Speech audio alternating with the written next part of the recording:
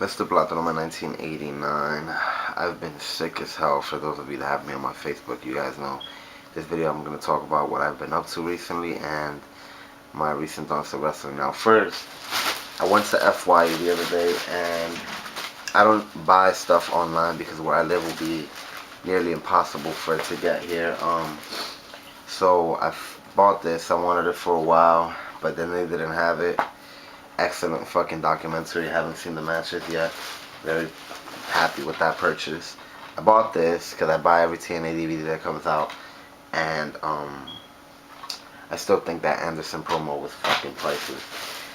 I bought this, which is very unrelated to wrestling, Coming to America. I love this movie. I haven't seen it in years.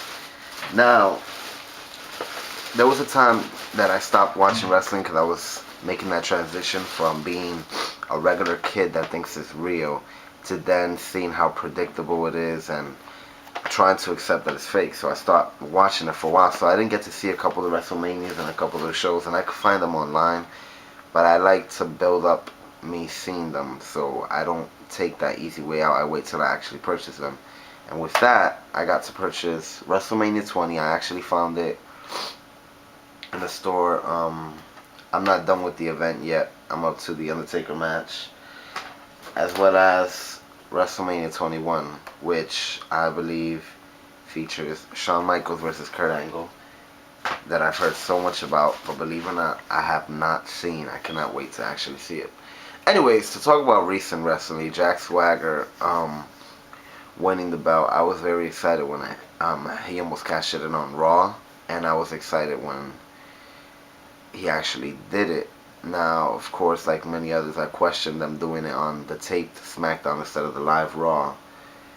And then the actual booking of it, at least they're trying to make him look serious in certain segments on SmackDown, but having him lose to Randy Orton and stuff like that is not a good way to start as a champion. I don't know how long he's going to last as champion, because even this next pay-per-view, he's going to face Randy Orton, who has like an extreme babyface pop whenever he comes out or does anything, which I'm so freaking surprised. I love Randy Orton. I'm so glad that they're using him in this capacity and it's actually working and clicking.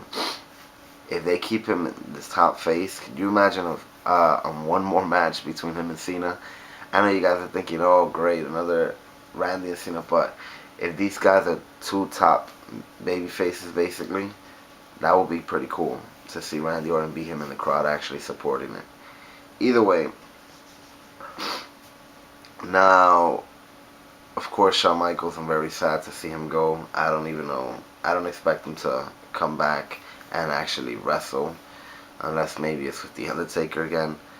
But he has so much ability, and I know he must have that itch inside of him. And some of us are very sad to see him go because we know his actual talent was better than some of the wrestlers on that roster. The fact is, how many of us really thought he'll be around this long after coming back from his injury? So that's an accomplishment in itself. And sometimes I need to remember that, to accept that he is gone, if he really is gone. Now this whole John Cena Batista crap, I find that whole shit boring. Excuse me. And it looks like Matt Hardy's going to have his chance against McIntyre at the pay-per-view, and I really hope they give it to Matt. They need to do something with Matt because they haven't been doing anything. Charlie Haas reportedly has begged or pleaded that Shelton Benjamin leaves WWE when his contract is up and they go to TNA or ROH or somewhere else. And I think that would be cool, having them reunite with Kurt Angle. Now, some TNA news. Lockdown is this Sunday, and I'm not very happy with this card. There's a couple matches that I'm looking forward to, like the X Division match, Pope versus AJ, the Lethal Lockdown, and Anderson versus Kurt, and maybe even the Knockouts.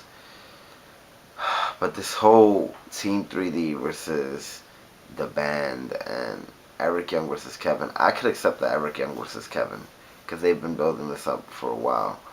But this goddamn Team 3D, it's just, they just put this together because they don't have Team 3D versus the Nasty Boys, because they kicked the Nasty Boys out. Which I'm glad, but where's the tag team champions on this card? And what happened to the days that we'll get the X Division escape every year on Lockdown? I don't know. It's just last year's Lockdown's card. I'm looking at the DVD from here. The card was fucking solid on paper. On paper, it looked like a pay-per-view of the year contender.